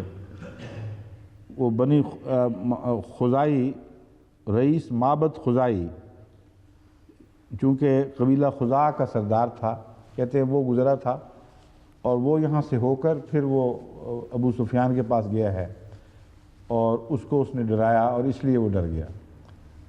یہ عجیب بات ہے کہ قرآن کریم کی واضح گواہی کو چھوڑ کر ان روایتوں پر انحصار کیا جا رہا ہے۔ سبب خدا نے جو بھی پیدا کیا اس سے بحث نہیں ہے۔ قرآن کھلے صاف بتا رہا ہے، کھلا بتا رہا ہے کہ اس روب کی وجہ شرک کی اندرونی کمزوری ہے، بت پرستی میں ایک بزدلی نہا ہے، جو اس موقع پر ابھرے گی اور ہم تمہارا رعب ان کے شرک کی وجہ سے ان پر ڈالیں گے۔ بس آخری جو فیصلہ کن بات جنگ احد کی ہے وہ یہ ہے کہ فتح مسلمانوں کی ہوئی ہے، ورنہ تاریخ عالم میں کوئی مثال نکال کے دکھاؤ، مشرق و مغرب، شمال و جنوب، جو چاہو مطالعہ کر لو، ایک مثال ایسے واقعہ کی دکھاؤ کہ اس طرح فوج بظاہر مار کھا کر بدکی ہوئی دوڑتی پھرتی ہو اور دشمن اور معاند یہ آوازیں کس کس کے چسکے لے رہا ہو کہ بکریوں کی طرح چٹانوں پر سے ہوتے ہوئے دوسری چٹان پر چھلانگیں مارتے ہوئے بھاگ رہے تھے۔ سب نے بے وفائی کی، سب نے پیٹھ دکھا دی، صرف ایک علی تھے جن کا ایک روب باقی رہا، اور کوئی روب والا باقی نہیں تھا، محمد رسول اللہ کے نام بھی نہیں لیتے وہاں۔ اور وہ روب کیا تھا وہ میں نے بتا دیا، وہ کھڑے اسی طرح دندنا رہے تھے، کسی نے کوئی اس روب کا ذکر نہیں کیا۔ اور عجیب بات یہ ہے جو مجھے تعجب میں ڈالتی ہے کہ مورخین نے بعد میں خالد بن ولید سے کیوں نہیں پوچھا، کسی پوچھنے والے نے؟ ابو سفیان جو حنین میں رسول اللہ علیہ وسلم کی رکاب تھامے کھڑا تھا، اس سے کیوں نہیں پوچھا؟ وہ تو لشکر کا سردار تھا۔ تو یہ شیعہ ان کی روایات کو نہیں بیان کرتے۔ اگر یہ روایت سچی ہوتی کہ آسمان سے آواز آئی تھی جبرائیل کی کہ لا سیف الا سیف الا ذو الفقار ولا فتح الا علی، تو ان لوگوں کو سنانے کے لیے، ڈرانے کے لیے تو آواز آئی تھی۔ حضرت خالد بن ولید نے کہیں اشارتاً بھی اس کا ذکر نہیں کیا۔ اتنی عمر زندہ رہے، اتنی دیر اسلام کی خدمت کی، اتنے لشکروں کی کامیاب رہنمائی، جرنیلی کے فرائض، لشکروں کی کامیاب قیادت کی اور سیادت کی، اس حال میں بستر پر جان دی کہ اپنے بدن سے کپڑا اٹھایا اور رو رہے تھے کہ دیکھو کوئی ایک انگلی رکھنے کی جگہ نہیں ہے جہاں مجھے خدا کی خاطر زخم نہ پہنچے ہوں، مگر افسوس میری شہادت کی تمنا پورا نہ ہوئی اور آج میں بستر پر جان دے رہا ہوں۔ اس گواہی تک ایک بھی گواہی نہیں کہ ہم جنگ احد میں کامیاب ہونے کے باوجود جنگ کے فوائد سے فائدہ اٹھائے بغیر کیوں واپس لوٹ گئے۔ کامیابی یعنی فتح کے جو طبی فوائد ہیں وہ ہم نے کیوں حاصل نہ کیے۔ صاف پتہ چلتا ہے اس روایت کی کوئی بنیادی نہیں، بالکل جھوٹ ہے، اور نہ ان کی وہ ادائیں روب والی نظر آتی ہیں۔ اگر روب ایسا تھا تو جیسا کہ احمد علی صاحب نقشہ کھینچ رہے ہیں، وہاں رکے بغیر سیدھا مکے پہنچ کے کیوں نہیں دم لیا؟ میر صاحب تو کہتے ہیں وہ بھاگے، ایسا بھاگے وہاں سے یہ آواز سن کر حضرت جبرائیل کی کہ سیدھا پھر جا کے مکے پہنچ کے دم لیا ہے۔ اور اس آواز کو سن کر وہ مسلمان کیوں نہیں ہو گئے؟ محمد رسول اللہ کی ناصری حضرت علی کی بیعت کر لیتے، پھر وہ جنگ احزاب کا واقعہ کیوں پیش آیا؟ عجیب و غریب روایت ہے، اور روب کو رسول اللہ سے حضرت علی کی طرف منسوب کرنے کی کوئی بنیاد ہی نہیں بنتی۔ لیکن یہ روب ہے جو میں بتا رہا ہوں۔ ہمراہ الاسد پہ پہنچتے ہیں، یہ زخمیوں کا یہ قافلہ آتا ہے، وہاں 3 دن تک قرار پکڑتا ہے، انتظار کرتا ہے کہ دشمن واپس لوٹے تو ہم پھر اس کا مقابلہ کریں، اور وہ بغیر حملہ کیے واپس چلا جاتا ہے۔ یہ وہ روب کی فتح تھی جس روب کا اس آیت میں وعدہ دیا گیا تھا۔ اور ان تمام صحابہ کے اوپر جو بزدلی اور فرار کے داغ لگے تھے، اس واقعے نے ان کو دھو دیا ہے، کوئی نشان باقی نہیں چھوڑتا، ورنہ یہ ہمیشہ نفسیاتی الجھنوں کا شکار رہتے ہیں۔ حضرت اقدس محمد رسول اللہ صلی اللہ علیہ وسلم کی شان دیکھیں، کتنے عظیم الشان جرنیل ہیں۔ خدا سے جو فتح و نصرت کے وعدے تھے وہ تو اپنی جگہ، لیکن آپ کی جو سیادت اور قیادت کی شان ہے وہ عجیب شان ہے۔ اگر جرنیلوں کے طور پر بھی دیکھا جائے تو دنیا کے پردے میں ایسا جرنیل آپ کو دکھائی نہیں دے گا۔ ایسے عظیم الشان آپ نے جنگی حربے استعمال کیے ہیں، ایسی عمدگی سے میدان جنگ کو سجایا ہے اور بتایا ہے کہ کہاں کس نے ٹھہرنا۔ ایک ایک آدمی کو ساتھ جا کے بیٹھایا کرتے تھے، تمہیں یہاں رہنا ہے، تمہیں وہاں رہنا ہے، کہ تاریخ حرب آپ پڑھ کے دیکھ لیں دنیا کی، آپ کو کوئی مثال دکھائی نہیں دے گی۔ اس نے کارلائل نے تو لکھا ہے ہیرو ایز اے پروفٹ، یعنی ہیرو اینڈ ہیرو ورشپ میں وہ مختلف مثالیں چنتا ہے اور نبی کی مثال کے طور پر حضرت محمد رسول اللہ کو لیتا ہے۔ مگر میں نے غور جو کیا ہے، ہر اعلیٰ انسانی خوبی میں اگر کوئی کتاب ہیرو اینڈ ہیرو ورشپ کی لکھی جائے تو ہر فہرست میں سر فہرست حضرت محمد رسول اللہ کا نام ہوگا۔ ایک دانشور کے طور پر، ایک عظیم سیاست کی فہم رکھنے والے کے طور پر، حربی فنون میں ایک بے مثل جرنیل کے طور پر حضرت محمد رسول اللہ سے بڑھ کر کبھی دنیا میں کوئی پیدا نہیں ہوا۔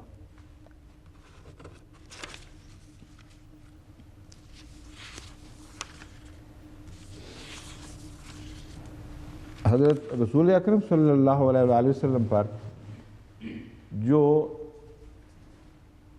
شیعہ الزام ہے وہ بہت ہی خوفناک ہے، اور اس کا ذکر میں بعد میں کر کے اس کا جواب دوں گا، جہاں وہ روایت ہے کہ اہل بیت بس یہی تھے اور ان کے سوا کوئی پاک نہیں رہا تھا۔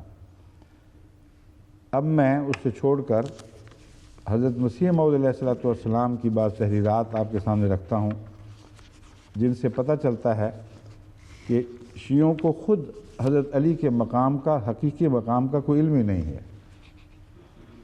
حضرت صلی اللہ علیہ وآلہ وسلم اور آپ کے اہل بیت کے عشق کا جیسا اظہار حضرت مسیح موعود علیہ السلام کی تحریرات میں ہے، اس کی اور آپ کو مثال کہیں دکھائی نہیں دے گی۔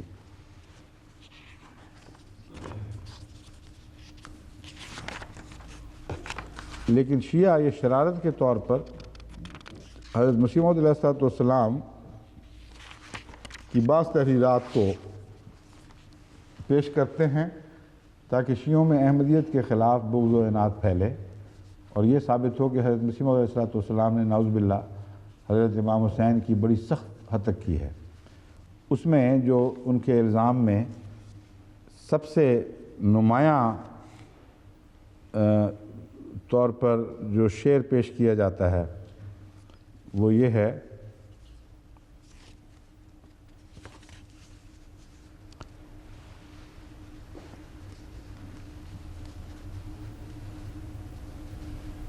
میں دیکھتا ہوں بتاتا ہوں۔ اچھا ٹھیک ہے۔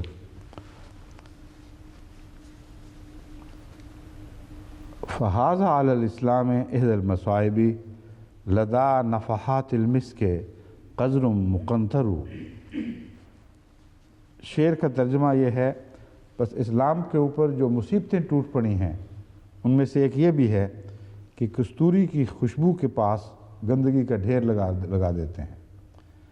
یہ سارا قصیدہ توحید کی تائید میں شرک کے خلاف ایک جہاد پر مشتمل ہے، اور اس ضمن میں ذکر فرماتے ہیں کہ دیکھو تم نے بھی بہت بڑے بڑے پاک لوگوں، حضرت علی، حضرت حسین رضی اللہ تعالیٰ عنہما وغیرہ وغیرہ پر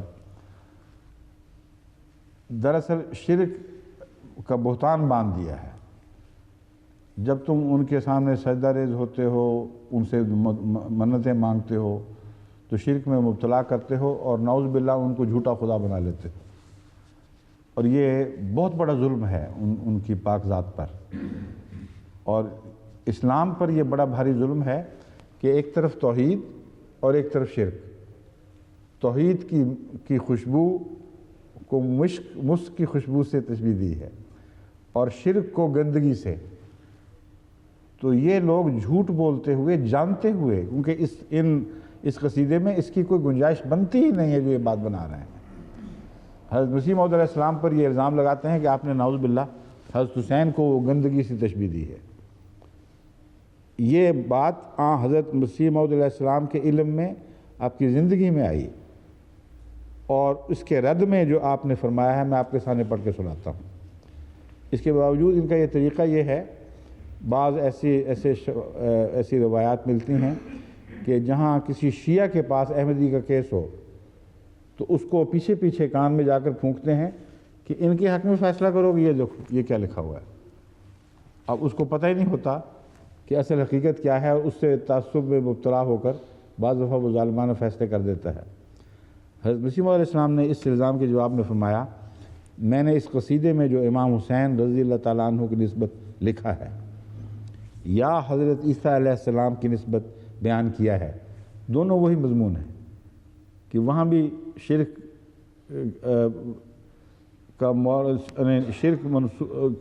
کرتے ہوئے ان دونوں پاک بزرگوں پر تم نے معبودان باطلہ بننے کا الزام لگا دیا ہے، گویا وہ بھی اس بات میں شریک ہیں۔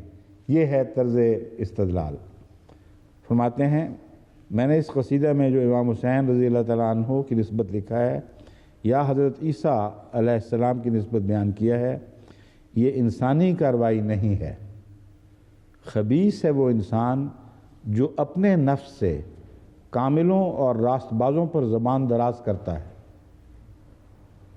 میں یقین رکھتا ہوں کہ کوئی انسان حسین جیسے یا حضرت عیسیٰ جیسے راست باز پر بدزبانی کر کے ایک رات بھی زندہ نہیں رہ سکتا، مطلب ہے روحانی موت ہے اس کے لیے۔ اور وعید من عاد ولی لی دست بدست اس کو پکڑ لیتا ہے کہ یہ جو وعید ہے کہ جو میرے ولی کا دشمن ہو میں اس کا ولی دشمن بن جاتا ہوں۔ بس مبارک وہ جو آسمان کے مسالے کو سمجھتا اور خدا کی حکمت عملیوں پر غور کرتا ہے۔ ضمیمہ نزول المسیح روحانی خزائن جلد 19 صفحہ 149۔ تو یہ ہے اس کا جواب اس جھوٹے الزام کا۔ اور کئی دفعہ آج کل اس زمانے میں بھی پاکستان سے بعض بچے بیچارے مجھے خط لکھتے ہیں کہ یہ ہمارے متعلق دیواروں پر لکھا جا رہا ہے، اسکول میں ہمیں تکلیف دینے کے لیے یہ مشہور کرتے ہیں، دیکھو انہوں نے حضرت حسین کے متعلق یہ لکھ دیا، اور لوگ ہمیں تانے دیتے اور مارتے اور گالیاں دیتے ہیں۔ تو یہ سب ان کے افتراء کی باتیں ہیں، اس کا حقیقت سے کوئی بھی تعلق نہیں۔ حقیقت کیا ہے، میں حضرت مسیح موعود علیہ السلام کے چند اقتباسات آپ کے سامنے رکھتا ہوں۔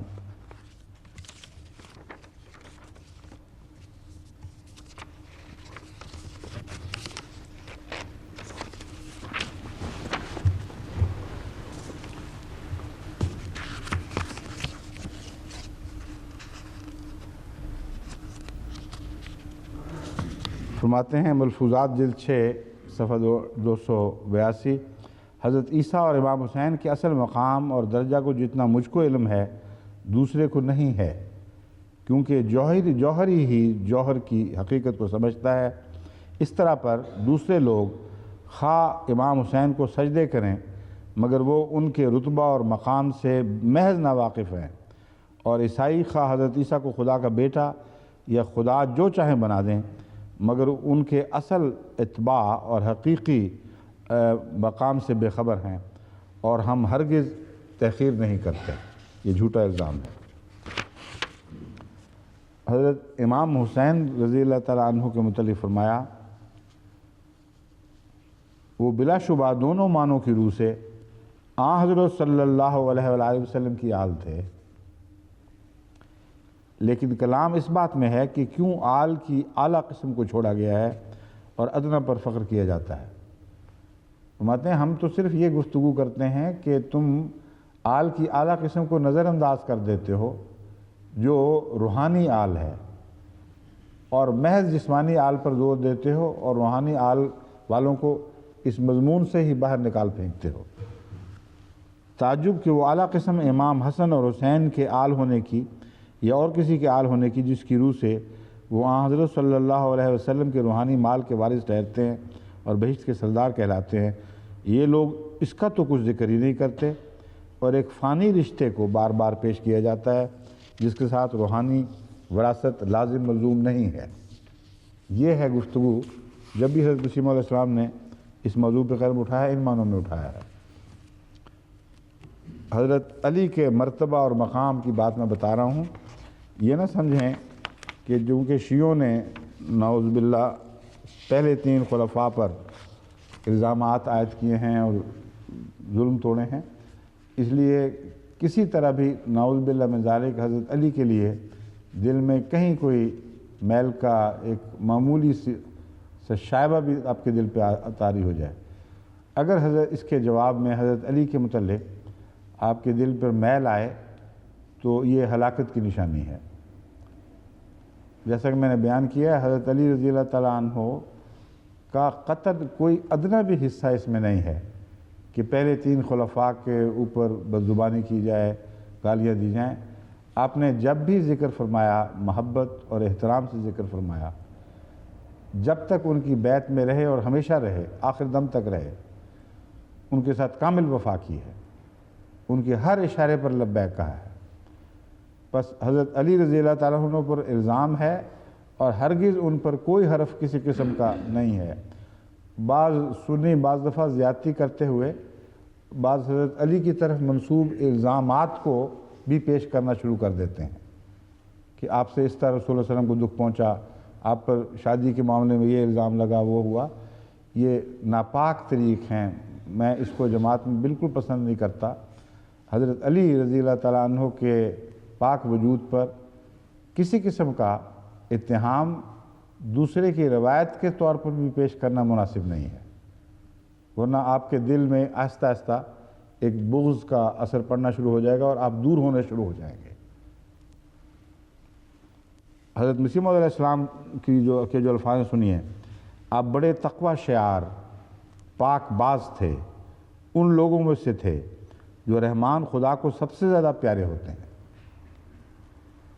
قوم کے چنیدہ لوگوں میں سے اور سادات میں سے تھے، خدا کے غالب شیر اور اس کے مہربان دردمند جوان تھے، بڑے سخی اور پاک دل تھے، بے مثل شجاع تھے، میدان میں جس جگہ جم جاتے اس جگہ سے ہرگز نہ ٹلتے، خواہ دشمن کی فوجیں مقابل پر آ جائیں۔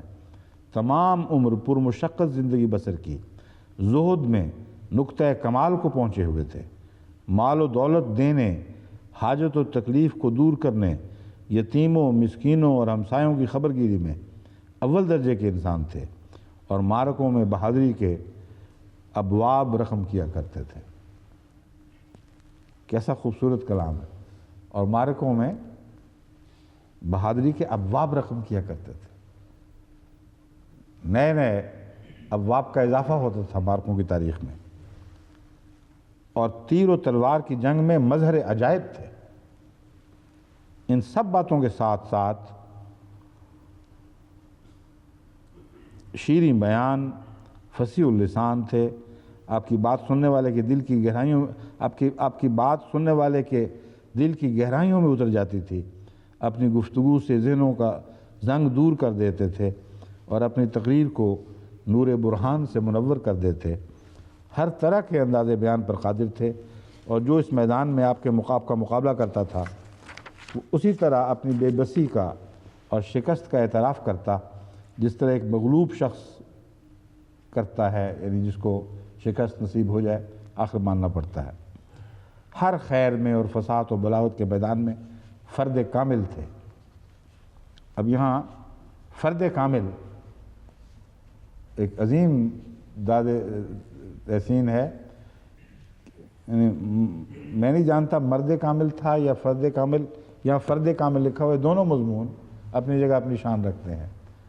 مرد کامل کہا جائے تو ایسے موقع پر اس کی بہادری اور جامع مردی کی ایک بہت ہی پیاری تصویر ہے، اور فرد کامل کا مطلب ہے اس کی کوئی مثال اور نہیں۔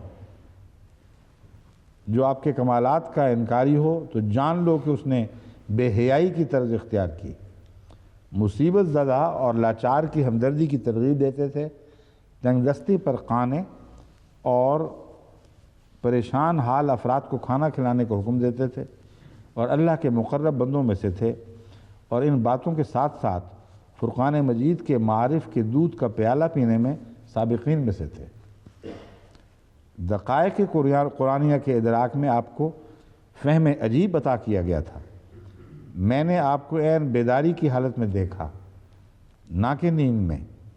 آپ نے مجھے خدائے علام کی کتاب کی تفسیر عنایت فرمائی اور فرمایا کہ یہ میری تفسیر ہے جو اب تمہیں عطا کی جاتی ہے۔ بس میں اس تفسیر کے ملنے پر خوش ہوا، تب میں نے اپنا ہاتھ بڑھایا اور وہ تفسیر لے لی اور خدائے وہاب و قدیر کا شکر ادا کیا۔ میں نے آپ کو نہایت مضبوط جسم والا اور گہرے اعلیٰ اخلاق والا عاجز منکسر المزاج روشن اور پرنور چہرے والا پایا، اور میں حلفاً کہتا ہوں کہ حضرت علی نے محبت اور الفت کے ساتھ مجھ سے ملاقات کی۔ سر الخلافہ صفحہ 44۔ یہ ہے حضرت مسیح موعود علیہ السلام کا حضرت علی کے متعلق تصور نہیں، ایسا بیان جو لفظاً حقیقت پر مبنی ہے، کوئی مبالغہ آمیزی نہیں، کوئی تحریر کی سجاوٹ کا خیال شامل نہیں ہے۔ جو آپ کے مقدس مطہر دل نے محسوس کیا، جو جانا، جو علم آپ کو کشفاً عطا کیا گیا، اس کی بنا پر حضرت علی رضی اللہ تعالیٰ عنہ کی یہ تصویر کھینچی ہے۔ بس اس جہالت میں کبھی مبتلا نہ ہوں کہ اگر کسی خلیفہ پر شیعہ زبان تان دراز کریں تو مقابل پر آپ نعوذ باللہ من ذالک حضرت علی کی کمزوریاں ڈھونڈ کر اپنی دلیل کو طاقت دینے کی کوشش کریں۔ یہ ایسا موقع ہے جہاں، جیسا کہ میں نے پہلے آیت قرآنیہ کے حوالے سے آپ کو سمجھایا تھا، وہاں زبان دراز کرنے کی اجازت نہیں ہے۔ یہ سب بزرگ خدا کے پاک بندے تھے، خدا کے حضور حاضر ہو گئے، ان کے متعلق قرآنی گواہی ہے، حضرت صلی اللہ علیہ وآلہ وسلم کی آخری دم تک یہ گواہی ہے کہ یہ پاک لوگ ہیں، ورنہ حضرت ابوبکر کو نماز کی امامت پہ کیسے کھڑا کر دیتے۔ بس ایسے موقع پر اگر تکلیف بھی ہے تو برداشت کر لو، لیکن حضرت علی یا آپ کے صحابہ اور آل، آپ کے ساتھیوں اور آل کے متعلق کوئی میلا خیال دل میں نہ آنے دو۔ حضرت حسین رضی اللہ تعالیٰ عنہ طاہر و مطہر تھا، یہ حضرت مسیح موعود کا کلام ہے جو میں پڑھ کے سنا رہا ہوں۔ حسین رضی اللہ عنہ طاہر و مطہر تھا اور بلا شبہ وہ ان برگزیدوں میں سے ہے جن کو خدا تعالیٰ اپنے ہاتھ سے صاف کرتا اور اپنی محبت سے معمور کر دیتا ہے، اور بلا شبہ وہ سرداران بہشت میں سے ہے، اور ایک ذرہ کینہ رکھنا اس سے موجب سلب ایمان ہے۔ ایک ذرہ کینہ رکھنا اس سے موجب سلب ایمان ہے، اور اس امام کی تقوی اور محبت الہی اور صبر اور استقامت اور زہد اور عبادت ہمارے لیے اسوہ حسنہ ہے، اور ہم اس معصوم کی ہدایت کی اقتداء کرنے والے ہیں جو اس کو ملی تھی۔ تباہ ہو گیا وہ دل جو اس کا دشمن ہے، اور کامیاب ہو گیا وہ دل جو عملی رنگ میں اس کی محبت ظاہر کرتا ہے۔ حضرت علی رضی اللہ تعالیٰ عنہ کے متعلق تو شاذ اشارے ملتے ہیں مناظروں میں، مگر حضرت امام حسین کے متعلق تو بعض سنیوں نے ایسا ظالمانہ رویہ اختیار کیا ہے کہ ان کے مقابل پر یزید کو حضرت یزید کر کے لکھا گیا، اور حضرت امام حسین کی غلطیاں ظاہر کی گئیں، اور یہ بتایا گیا کہ ایسی صورت میں نعوذ باللہ من ذالک حضرت یزید کے پاس اس کے سوا چارہ نہیں تھا جو انہوں نے کر کے دکھایا۔ تو یہ نہایت ہی خبیثانہ حرکت ہے، اور جماعت احمدیہ کا اس سے کوئی دور کا بھی تعلق نہیں۔ ہم سنی العقیدہ ہونے کے باوجود ایک امتیاز رکھتے ہیں، ہمیں وقت کے امام نے ایک روشن دماغ اور روشن دل عطا کیا ہے، اور ہمارے دل کو حقیقت سچ کے نور سے بھر دیا ہے، اس نور سے جو خدا سے آپ نے پایا۔ بس شیعوں کے مقابل پر جو ہمارا موقف تھا میں نے کھول کر بیان کر دیا، کوئی اس میں بات لپیٹی نہیں، کھول کر بتایا کہ یہ موقف ہے جو سچا ہے۔ یہ نہ سمجھا جائے کہ ہم ان سنیوں کے ساتھ شامل ہیں جو جواباً نعوذ باللہ من ذالک حضرت امام حسین پر بھی حملے کر دیتے ہیں اور آپ کے دشمنوں کی تعریف کرتے ہیں۔ حضرت مسیح موعود علیہ السلام فرما رہے ہیں،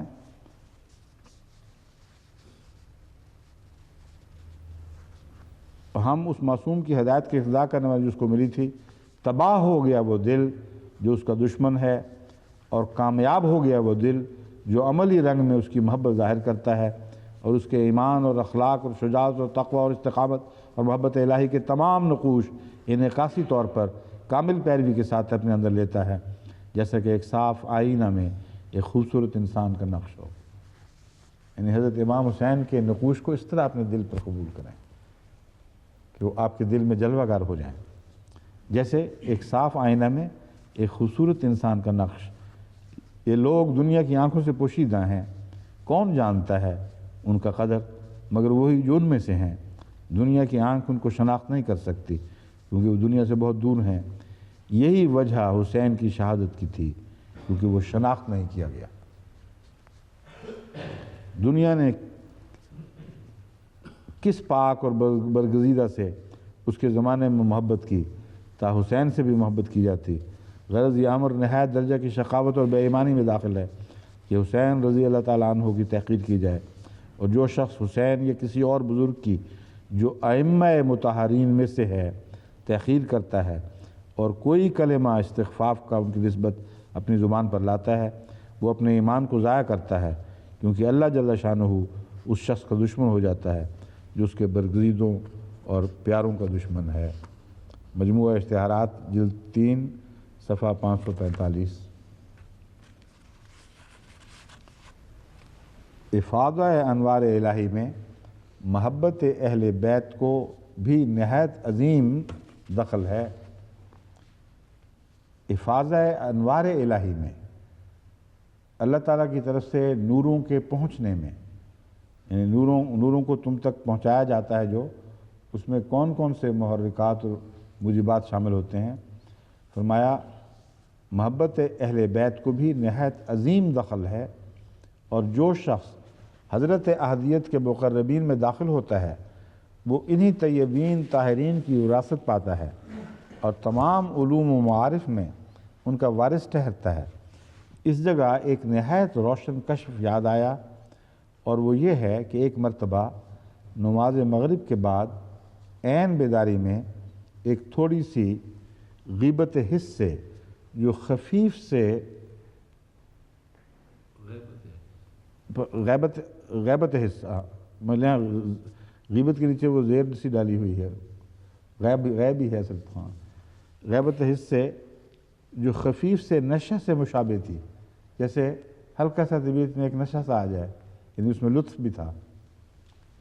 ایک عجیب عالم ظاہر ہوا کہ پہلے یک دفعہ چند آدمیوں کے جلد جلد آنے کی آواز آئی، جیسی بسرعت چلنے کی حالت میں پاؤں کی جوتی اور موزہ کی آواز آتی ہے۔ پھر اسی وقت 5 آدمی نہایت وجیح اور مقبول اور خوبصورت سامنے آ گئے، یعنی جناب پیغمبر خدا صلی اللہ علیہ وآلہ وسلم و حضرت علی و حسنین و فاطمہ زہرا رضی اللہ عنہم اجمعین، اور ایک نے ان میں سے، اور ایسا یاد پڑتا ہے کہ حضرت فاطمہ رضی اللہ تعالی عنہا نے نہایت محبت اور شفقت سے مادر مہربان کی طرح اس عاجز کا سر اپنی ران پر رکھ لیا۔ پھر بعد اس کے ایک کتاب مجھ کو دی جس کی نسبت یہ بتلایا گیا کہ یہ تفسیر قرآن ہے جس کو علی نے تالیف کیا ہے، اور اب علی وہ تفسیر تجھ کو دیتا ہے، فالحمدللہ علی ذالک۔ برائن اہم دیا ہر 4 حصص، حاشیہ در حاشیہ، حاشیہ در حاشیہ نمبر 3، صفحہ 598 599۔ یہ روایت میں نے خاص طور پر اس لیے یہاں چنی ہے کہ احمدیوں پر جو ظلم کیے جا رہے ہیں پاکستان میں، ان میں بعض خبیث فطرت لوگ اس روایت کو بھی بگاڑ کر عوام الناس میں حضرت مسیح موعود علیہ السلام کے متعلق گندے الزامات لگاتے ہیں، اور یہ الزام دراصل ان پر الٹتا ہے۔ ان کا خبث باطن ہے جو ایسی ناپاک بات حضرت فاطمہ رضی اللہ تعالی عنہ کی طرف منسوب کرتے ہیں جس کا اس روایت سے کوئی دور کا بھی تعلق نہیں ہے۔ کوئی وہم و گمان بھی کوئی شریف انسان نہیں کر سکتا کہ اس روایت میں کوئی ایسا مضمون بیان ہے۔ پہلی بات تو یہ ہے کہ کھڑے ہوئی حالت میں ایک کشفی نظارہ ہے۔ جن 5 بزرگوں کے آنے کا ذکر ہے اس میں حضرت رسول اللہ صلی اللہ علیہ وسلم موجود ہیں، حضرت علی موجود ہیں، حضرت فاطمہ کے بیٹے موجود ہیں، اور آپ کو ایک بچے کے طور پر دکھایا گیا ہے، ورنہ اگر اپنے زانوں سے سر لگاتی تو ایک بڑے آدمی کا سر تو زانوں کے ساتھ نہیں لگ سکتا۔ صاف پتہ چلا ہے کہ حضرت مسیح موعود علیہ السلام نے کشفی حالت میں ان سب بزرگوں کو قد آور دیکھا ہے، اور اپنے آپ کو ان کے مقابل پر ایک چھوٹا بچہ دیکھا ہے، اور تبھی جس طرح ماں بچے کا سر اپنے ساتھ ران کے ساتھ لگاتی ہے، حضرت فاطمہ رضی اللہ تعالیٰ عنہا نے اس کشف میں جب آپ کا سر اپنے ران کے ساتھ لگایا تو وہ ران کے برابر تھا. یہ تو نہیں کہ دورہ کر کے الٹا کر نیچے لے جایا گیا، ایسا کوئی نقشہ تو اس عبارت سے ظاہر نہیں ہو رہا. ایک نہایت پاکیزہ کشف ہے. مادر مہربان کا لفظ موجود، ایک مادر مہربان کی طرح. اور منظر کیا ہے؟ باپ موجود ہیں، خامند موجود ہیں، بچے موجود ہیں، اور یہ ناپاک اور کمینے لوگ یہ گند اچھالتے ہیں اور حیا نہیں کرتے کہ حضرت فاطمہ کے اوپر یہ بکواس کر رہا ہے. جب یہ ایسا گندہ خیال اس سے نکالتے ہیں جو نکالتے ہیں تو الزام لگانے والے یہ ہیں اور بے حرمتی کرنے والے یہ ہیں. اس عالم کشف میں تو اس کا دور کا بھی اشارہ موجود نہیں جو یہ بکواس حضرت مسیح علیہ السلام پر حملہ کرنے کی خاطر حضرت فاطمہ رضی اللہ تعالیٰ عنہ پر کرتے ہیں. اس لیے میں یہ کھول کر بتا رہا ہوں کہ یہ جو پاکستان کی دیواریں اس قسم کی گندگیوں سے کالی کی جاتی ہیں، یہ ان مولویوں کے دل کے گند ہیں. اور یہاں شیعہ سنی سب اکٹھے ہو جاتے ہیں یہ گند اچھالنے میں، اور حیا نہیں کرتے کہ کس کے متعلق کیا بات کر رہے ہیں. پھر یہ کہ جان کر حوالہ وہ دیتے ہیں جو مختصر حوالہ ہے. جب 1984 میں جماعت احمدیہ کو موقع ملا، یعنی ان کو زبردستی بلایا گیا کہ نیشنل اسمبلی کے سامنے پیش ہو اور ہم تم پر الزام لگائیں گے، تم ان کا جواب دو، تو حضرت 1974 میں حضرت خلیفۃ المسیح ثالث کے ساتھ میں بھی شامل تھا، اور مجھے یاد ہے یہ الزام بھی اس میں ان الزامات میں شامل تھا. لیکن حوالہ براہین احمدیہ کے دینے کی بجائے ایک بات کی کتاب کا دیا جس میں مختصر ذکر تھا اس کا. حالانکہ انہوں نے باقاعدہ علماء کی ٹیمیں بٹھا رکھی تھیں اور نہ صرف مذہبی امور کی وزارت بلکہ امور قانون کی وزارت بھی کئی مہینوں سے دن رات کام کر رہی تھی کہ حضرت مسیح علیہ السلام کی تحریرات سے کوئی قابل اعتراض بات نکالی جائے. اور براہین احمدیہ بھی ان کے مطالعے میں تھی. جان کے اس کو چھوڑ کر جس میں پوری تشریح موجود ہے اس مختصر حوالے کو لے لیا تاکہ لوگوں کو پتہ نہ لگے کہ کیا بات کہی جا رہی ہے. یہ ہے مادر مہربان والا حوالہ جس سے انہوں نے سارا طوفان کھڑا کیا. اور جب وہاں حضرت خلیفۃ المسیح ثالث نے براہین احمدیہ سے پڑھ کر دکھایا، سنایا کہ یہ ہے، تو مولویوں کو منہ دیکھنے والے تھے. اور سارا حال جو دوسرا تھا وہ ان کی طرف دیکھ کے ہنس رہا تھا کہ یہ تھا حوالہ. وہ ریکارڈ تو ہو گئی ہے وہ ساری کارروائی، لیکن افسوس ہے کہ ویڈیو نہیں ہو سکی، ورنہ آپ دیکھتے مولویوں کے چہرے اور دیکھتے کہ کس طرح ہال میں موجود ممبران کی اکثریت اس موقع پر مولویوں کی طرف دیکھ کے ہنسی تھی، لو جی یہ دیکھ لو جی آ گیا جواب تو. لیکن حیا نہیں ہے، پھر وہی بات کیے چلے جاتے ہیں. ازالہ اہم میں ائمہ اثنا عشری کے متعلق لکھا ہوا ہے، ائمہ اثنا عشر نہایت درجہ کے مقدس اور راست باز اور ان لوگوں میں سے تھے جن پر کشف صحیح کے دروازے کھولے جاتے ہیں. اس لیے حضرت مسیح موعود علیہ السلام کا موقف تو یہ ہے کہ نہ صرف اہل بیت جسمانی اہل بیت تھے بلکہ روحانی اہل بیت بھی تھے، اور اس پہلو کو زیادہ اٹھانے کی ضرورت ہے، اس پر زیادہ زور دینے کی ضرورت ہے، کیونکہ اس سے دوسروں کے دل میں بھی اہل بیت بننے کی تمہ پیدا ہوگی. ورنہ جو جسمانی اہل بیت ہیں ان کا لاکھ ذکر کرتے رہو، کوئی دوسرا بن ہی نہیں سکتا، وہ بیچارہ بیٹھا کیا سنتا رہے گا. فرمایا اس طرف بلاؤ جس طرف لوگ بھی آ سکتے ہیں، اور جیسا بنانے کے لیے حضرت محمد رسول اللہ کو مبعوث فرمایا گیا تھا. پھر اہل بیت کی محبت میں جیسا کہ میں نے بیان کیا ہے، تمام ائمہ کے متعلق آپ نے نہایت ہی پاک کلام میں ان کی محبت اور ان کے تقویٰ کے اوپر مہر، ان کی محبت میں سرشار ہو کر ان کے تقویٰ پر مہر تصدیق ثبت کی ہے کہ ہمارے نزدیک یہ سارے ائمہ صاف اور پاک لوگ تھے. اسی لیے میں نے ائمہ کا حوالہ دیا تھا کہ ائمہ خود ان باتوں کو ناپسند کرتے اور مردود قرار دیتے ہیں جو یہ الزام لگاتے ہیں۔ اب آخر پر حضرت مسیح موعود علیہ السلام کے الفاظ میں یہ عرض کرتا ہوں، فرماتے ہیں جان و دلم فدائے جمال محمد است، خاکم نثارے کوچے آل محمد است، دیدم بین قلب و شنیدم بگوش ہوش، در ہر مکان ندائے جلال محمد است، این چشم رواں کے بخلق خدا دہم، یا قطرہ ز بحر کمال محمد است، این آتشم ز آتش مہر محمدی است، ویں آب من ز آب زلال محمد است۔ اللہم صلی علی محمد و علی آلہ وصحبہ وسلم۔